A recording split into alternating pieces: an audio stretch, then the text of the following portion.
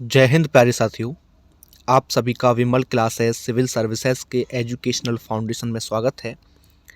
तो आइए प्यारे साथियों, आज के इस वीडियो लेक्चर में हम लोग बात करने वाले हैं दिल्ली पुलिस कांस्टेबल 2023 में जो परीक्षा होने वाली है, जो कि संभावित तारीख दी गई है 14 नवंबर।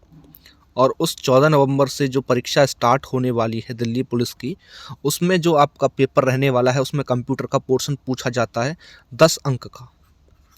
उसमें 10 अंक का या 10 मार्क्स का जो है कंप्यूटर का पोर्शन आता है। तो उसके लिए हम लोग जो है संभावित प्रश्नों की प्रैक्टिस सेट की जो सीरीज़ है वो कंप्यूटर की स्टार्ट करने वाले हैं, जिसमें कि आपको प्रत्येक दिन 20 प्रश्न दिए जाएंगे। तो प्रश्न काफ़ी महत्वपूर्ण साबित होने वाले हैं। तो उम्मीद करता हूं कि सभी प्रश्नों को अच्छे तरीके से आप लोग तैयार करते हुए चलेंगे। इसी के साथ ही हम लोग जो है जो जीएस का बाकी का पोर्शन बचता है, या जो मैथ है या जो रीजनिंग है, सभी के हम लोग जो है 10 से 15 प्रश्न प्रत्येक दिन प्रैक्टिस सेट जो है लेक्चर के माध्यम से आप लोगों को प्रोवाइड करते रहेंगे। तो सभी लोग अच्छे तरीके से इन प्रश्नों को जो है रिवाइज करते रहें, क्योंकि हम लोग जो है उसमें PYQ को भी सम्मिलित करेंगे। ठीक है, तो जैसा कि आप लोग देख रहे हो, Delhi police constable 2023 test series, ठीक है, या SSC की कोई परीक्षा जिसमें इस पोर्शन से संबंधित प्रश्न पूछे जाते हैं, तो सभी के लिए इम्पोर्टेंट रहेगा। देखिए, पहला प्रश्न दिया है इसमें कि वीडियो एवं कीबोर्ड संपर्क के बीच स्थापित करता है। वीडियो एवं कीबोर्ड संपर्क के बीच स्थापित करता है प्रिंटर, माउस, CPU, टर्मिनल। तो इसका जो राइट आंसर होगा ऑप्शन नंबर सी होगा, CPU। क्योंकि जो वीडियो है, वीडियो को हम लोग बोलते हैं विजुअल डिस्प्ले यूनिट। क्या बोलते हैं? Visual display unit. Visual display unit, ठीक है। और कीबोर्ड, ध्यान रखिएगा, और जो उसमें दिया हुआ है कीबोर्ड, ये संपर्क जो स्थापित करता है वो CPU के बीच स्थापित करता है, ना कि प्रिंटर के बीच, ना कि माउस के बीच, ना कि टर्मिनल के बीच। किसके बीच स्थापित करता है? CPU के बीच। तो राइट आंसर बन जाएगा ऑप्शन नंबर सी। अगला प्रश्न देखिए। अगले प्रश्न में कहा है इसने प्रोसेस्ड डाटा को कहते हैं, क्या कहते हैं प्रोसेस्ड डाटा को? इनपुट, आउटपुट, प्रोसेस और ये सभी। तो याद रखिएगा, जो प्रोसेस्ड डाटा होता है उसको आउटपुट कहते हैं। क्या कहते हैं? आउटपुट कहते हैं, क्योंकि हम लोगों ने कोई काम किया और काम करने के बाद में जो हमारा डाटा है, जो प्रोसेस है, पहले तो प्रोसेस चलेगा, प्रोसेस जब हो जाएगा तो उसका जब आउटपुट निकल के आता है, या जो उसका मटेरियल है जो हमें प्राप्त होगा, उसको हम लोग आउटपुट कहेंगे, ना कि इनपुट कहेंगे। या हमारा कोई मान के चलिए कि चल रहा है, कार्य को चल रहा है, तो वो प्रोसेस में रहेगा, ठीक है। तो प्रोसेस डाटा को हम लोग क्या कहते हैं? आउटपुट। तो right answer option number B हो जाएगा। थर्ड क्वेश्चन में कह रहा है कि ALU स्पेस परिचालन संपन्न करता है। जो ALU है वो परिचालन संपन्न करता है क्या? लॉगरिथम आधारित, ASCII एल्गोरिथम आधारित, या अर्थमेटिक। तो याद रखिएगा, जो ALU प्रोसेसर होता है, या हम कह सकते हैं ALU का मतलब होता है arithmetic logic unit. Arithmetic logic unit, कभी कभी फुल फॉर्म भी पूछ ली जाती है, ठीक है। अरिथमेटिक लॉजिक यूनिट ALU को कहा जाता है। और जो ALU है ये क्या है? ये एक तरीके से हम कहेंगे कि ये प्रोसेसर का भाग है, पार्ट ऑफ प्रोसेसर, ठीक है, पार्ट ऑफ प्रोसेसर, ये प्रोसेसर का भाग है। और डाटा प्रोसेसिंग का जो वास्तविक काम जो होता है ये ALU के द्वारा ही किया जाता है। और ये डाटा पर कंट्रोल यूनिट से जो निर्देश प्राप्त होते हैं, हम लोगों को जो रूल्स प्राप्त होते हैं, उनके अकॉर्डिंग क्या करता है कि सभी प्रकार की जो मैथमेटिकल या रीजनिंग जो एक्टिविटीज़ हैं वो सब करता है। तो हम कहेंगे कि इसका जो राइट आंसर होगा ऑप्शन नंबर डी होगा, अरिथमेटिक, ठीक है, ऑप्शन नंबर डी, अरिथमेटिक। अगला प्रश्न देखिए।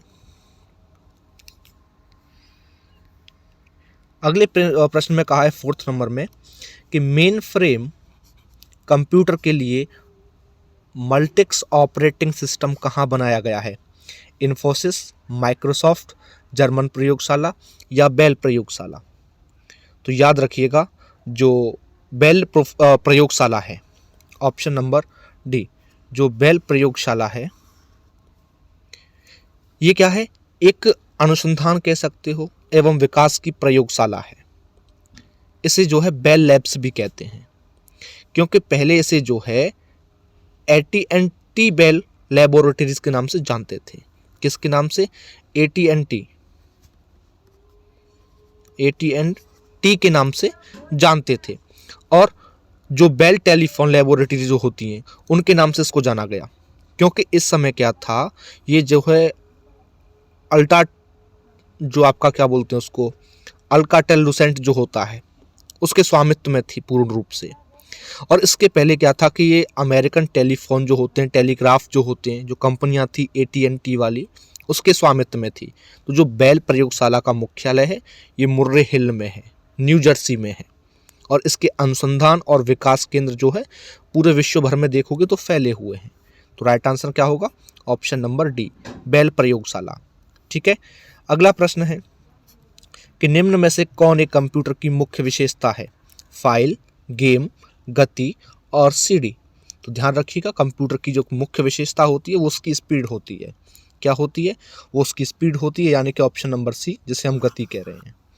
ठीक है, अगला प्रश्न देखिए। अगले प्रश्न में कहा है कि ऑब्जेक्ट की प्रॉपर्टीज में एक्सेस करने के लिए यूज की जाने वाली माउस टेक्निक स्पेस है, क्या है?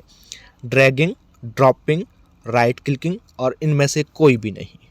तो याद रखिएगा, जो ऑब्जेक्ट की प्रॉपर्टीज होती है, अगर हमें उसमें एक्सेस करना है तो उसमें एक्सेस करने के लिए जो माउस के द्वारा जो टेक्निक यूज की जाती है उसको हम लोग कहते हैं राइट क्लिकिंग। क्या कहते हैं? राइट क्लिकिंग कहते हैं, यानी कि ऑप्शन नंबर सी इसका राइट आंसर हो जाएगा। राइट क्लिकिंग क्या भाई? राइट क्लिकिंग किसको कहते हैं भाई? मान के चलिए जो हमारा माउस है और जो माउस पॉइंटर होता है, और उस पॉइंटर को किसी आइकन या प्रोग्राम पर लेकर माउस के दाएं बटन को हम लोग क्लिक करते हैं, तो इसी प्रक्रिया को हम लोग क्या कहते हैं? राइट क्लिक करना कहते हैं। ठीक है, तो right answer option number C हो जाएगा। अगला प्रश्न है कि स्कैनर का स्वरूप निम्न में से किस मशीन में मिलता है? Type machine, franking machine, photocopier या साइक्लोस्टाइल। तो याद रखिएगा, स्कैनर का जो स्वरूप है वो फोटोकॉपियर मशीन में देखने को मिलता है। किसमें? फोटोकॉपियर में, क्योंकि टाइप में हम देख नहीं सकते हैं, फ्रैंकिंग में हम देख नहीं सकते हैं, साइक्लोस्टाइल में हम देख नहीं सकते हैं, तो किस में देखेंगे? फोटोकॉपियर में, है ना। आप लोगों ने देखा होगा, आप लोग डॉक्यूमेंट स्कैन करते हैं तो कहाँ पर पहुँचता है? फोटोकॉपियर में पहुँचता है। तो right answer option number C. अगला प्रश्न, अगले प्रश्न में कहा है कि सॉफ्ट कॉपी एक आउटपुट है, तो हार्ड कॉपी क्या है? सॉफ्ट कॉपी एक आउटपुट है तो हार्ड कॉपी क्या है? कंप्यूटर का एक भौतिक पुर्जा, कंप्यूटर के प्रिंटेड पुर्जे, प्रिंटेड आउटपुट और भौतिक आउटपुट डिवाइस। तो याद रखिएगा, सॉफ्ट कॉपी इसने बताया कि एक आउटपुट है, तो हार्ड कॉपी प्रिंटेड क्या होगा? आउटपुट ही होगा, प्रिंटेड आउटपुट होगा वो। तो right answer option number C. जब हम किसी PDF फाइल को या किसी डॉक्यूमेंट को जब हम प्रिंट कर लेंगे, उसकी हार्ड कॉपी बना लेंगे, तो वो प्रिंटेड आउटपुट हो जाएगा। ठीक है, तो राइट आंसर आपका ऑप्शन नंबर सी। अगला प्रश्न है, माउस के दाएं बटन पर क्लिक करने से दिखाई देता है। ऑप्शन नंबर ए है वही होता है जो बाई तरफ क्लिक करने पर होता है। सेकंड है एक विशेष मेनू। थर्ड है कुछ नहीं होता। और फोर्थ है माउस पर दाई तरफ क्लिक नहीं हो सकता है। तो याद रखिएगा, एक सिंपल सा माउस ले लीजिए कोई, ठीक है। तो एक सिंपल सा, एक साधारण सा जब माउस लेंगे तो उसमें आमतौर पर 3 बटन होते हैं। पहला, दूसरा जो बटन रहता है उसको प्राइमरी बटन कहते हैं। अब समझ लीजिए यहाँ थोड़ा सा जो है, जैसे ये माउस है मान के चलिए, और यहाँ आपने देखा होगा इस तरीके से बटन रहते हैं, और यहाँ उसमें जो आपने देखा होगा गोल लगा रहता है एक, जो स्क्रॉल करने वाला रहता है। तो जो पहला बटन है उसको हम लोग कहते हैं प्राइमरी, और दूसरे को कहते हैं हम लोग सेकेंडरी। ठीक है, सॉरी, इसको ठीक करिए। जो राइट बटन रहता है, राइट बटन को हम लोग कहते हैं सेकेंडरी, जो माउस में राइट बटन रहता है, याद रखिएगा सेकेंडरी कहते हैं उसको, सेकेंडरी बटन राइट बटन को, और लेफ्ट बटन को हम लोग कहते हैं प्राइमरी बटन। ठीक है, तो इनके नाम से इनको जानते हैं। दाएं बटन को दबा करके सेलेक्ट की हुई जो आइटम है, जो भी कोई चीज़ है, उससे संबंधित मेन्यू खुल जाता है।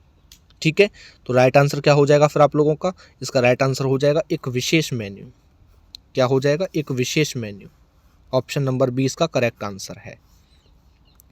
अगला प्रश्न देखिए। अगले प्रश्न में कहा है कि कंप्यूटर के कितने प्रकार की मेमोरी पाई जाती है? कंप्यूटर में कितने प्रकार की मेमोरी पाई जाती है?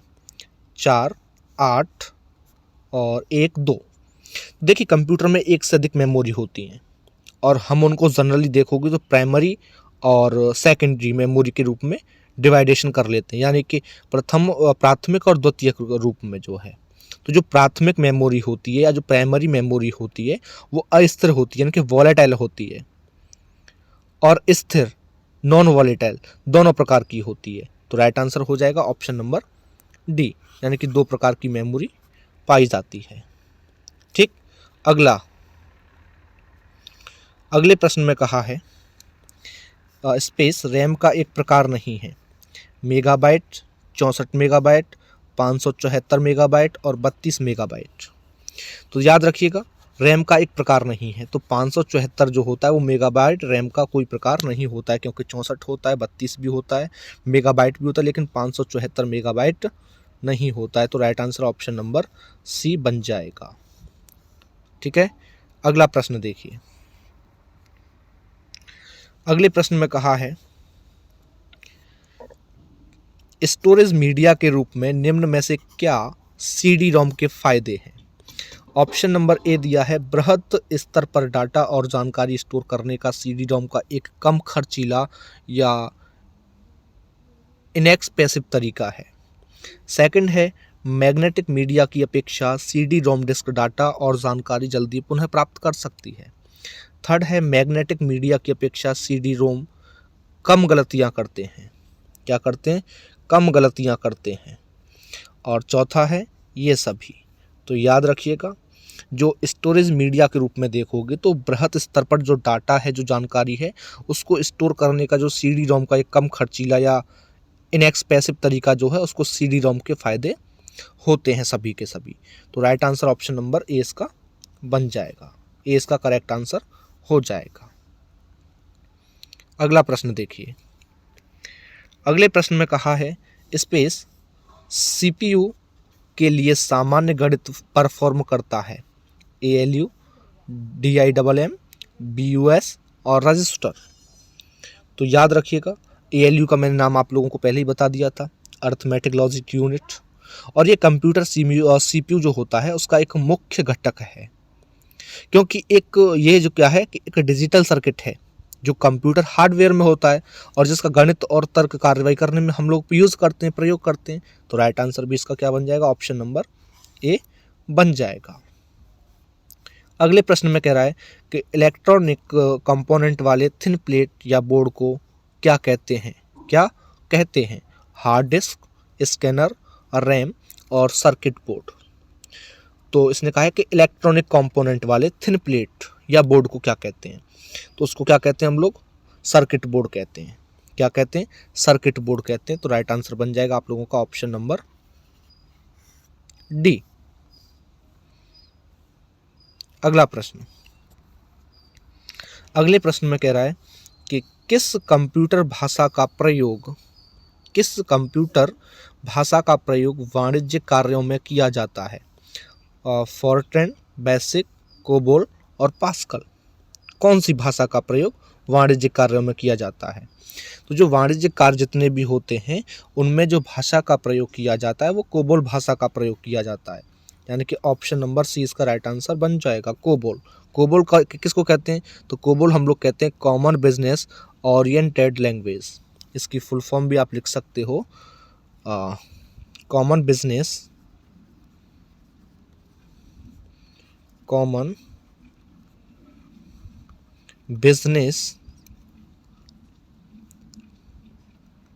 Oriented language, language. ठीक है, तो याद रखिएगा कोबोल का प्राथमिक जो प्रयोग है ये व्यवसाय के लिए, यानी कि जो ट्रेड रहता है अपना, ट्रेड कह सकते हो, फाइनेंस कह सकते हो, है ना, इनके लिए किया जाता है। तो right answer option number C. अगला प्रश्न है कंप्यूटर डाटा स्टोर और गणनाएं करने के लिए स्पेस नंबर सिस्टम का प्रयोग करते हैं, दशमलव, हेक्साडेसिमल, ऑक्टल और बाइनरी। तो आप लोग अच्छे तरीके से जानते हो कि कंप्यूटर डाटा स्टोर और जो गणनाएं होती हैं उनको करने के लिए बाइनरी नंबर सिस्टम का ही प्रयोग किया जाता है। तो ऑप्शन नंबर डी इसका राइट आंसर हो जाएगा। ठीक है, बाइनरी नंबर सिस्टम। अगला प्रश्न देखिए, अगले प्रश्न में कहा है इसने कि 1001 जो 4 बिट्स की श्रेणी स्पेस कहलाता है। तो याद रखिएगा 1001 जो 4 बिट्स की श्रेणी है इसको निबल कहते हैं। क्या कहते हैं? निबल कहते हैं। तो right answer option number B हो जाएगा, क्योंकि बाइट इसमें होता नहीं, बिट होता नहीं, इनपुट होता नहीं, इसको हम लोग कहते हैं निबल। क्या कहते हैं? निबल कहते हैं। अगले प्रश्न में कह रहा है कि लगभग 1000 मेगाबाइट एक स्पेस होता है, किसके बराबर? टेराबाइट, किलोबाइट, पेटाबाइट और गीगाबाइट। तो याद रखिएगा 1024 मेगाबाइट्स का 1 गीगाबाइट बनता है। कितना? 1 गीगाबाइट बनता है। तो right answer option number D हो जाएगा। अगला प्रश्न देखिए, अगले प्रश्न में कहा है कंप्यूटर पर काम करने के लिए मुख्यतः किसकी ज़रूरत पड़ती है? हार्डवेयर, सॉफ्टवेयर, स्कैनर और एक और दो दोनों। तो याद रखिएगा कंप्यूटर पर काम करने के लिए मेनली हार्डवेयर और सॉफ्टवेयर दोनों की ही ज़रूरत हम लोगों को पड़ती है। तो right answer option number D हो जाएगा, एक और दो दोनों। ठीक है, अगला प्रश्न, प्रोग्रामिंग भाषा में लिखी गई मूल प्रोग्राम को क्या कहते हैं? यूथ प्रोग्राम, स्रोत प्रोग्राम, फर्म प्रोग्राम और लूप प्रोग्राम। तो ध्यान रखिएगा जो कंपाइलर होता है वो एक या अधिक कंप्यूटर प्रोग्रामों का ग्रुप होता है, जो किसी हम कह सकते हैं कि हाई लेवल का जो कंप्यूटर है या जो कंप्यूटर लैंग्वेज है उसमें जो प्रोग्राम लिखा गया है उसको किसी दूसरी कंप्यूटर भाषा में क्या करता है? चेंज कर देता है। और जिस कंप्यूटर भाषा में मूल प्रोग्राम है उसे हम कहते हैं स्रोत भाषा। क्या कहते हैं? स्रोत भाषा कहते हैं। तो राइट आंसर भी आप लोगों का ऑप्शन नंबर बी बन जाएगा, यानी कि स्रोत प्रोग्राम। ठीक है, correct answer option number B. तो ये थे आज के कंप्यूटर के कुछ हमारे इंपॉर्टेंट क्वेश्चंस। इसी तरीके से आप लोगों को प्रत्येक दिन जो है 20-20 क्वेश्चन कंप्यूटर के मिलते रहेंगे। जीएस के जो अदर पोर्शन हैं, history, geography, polity, economic, science, इनके भी आप लोगों को 10 से 15 प्रश्न पर डे मिलेंगे। और कंप्यूटर रीजनिंग भी साथ में करवाया जाएगा, क्योंकि रीजनिंग का पोर्शन अच्छा है उसमें, तो इसके भी प्रैक्टिस सेट आप लोगों के आज से स्टार्ट हो जाएंगे। तो चलिए, तो फिर मिलते हैं अगले लेक्चर में अगले प्रैक्टिस सेट के साथ में। आज के लिए इतना ही, धन्यवाद।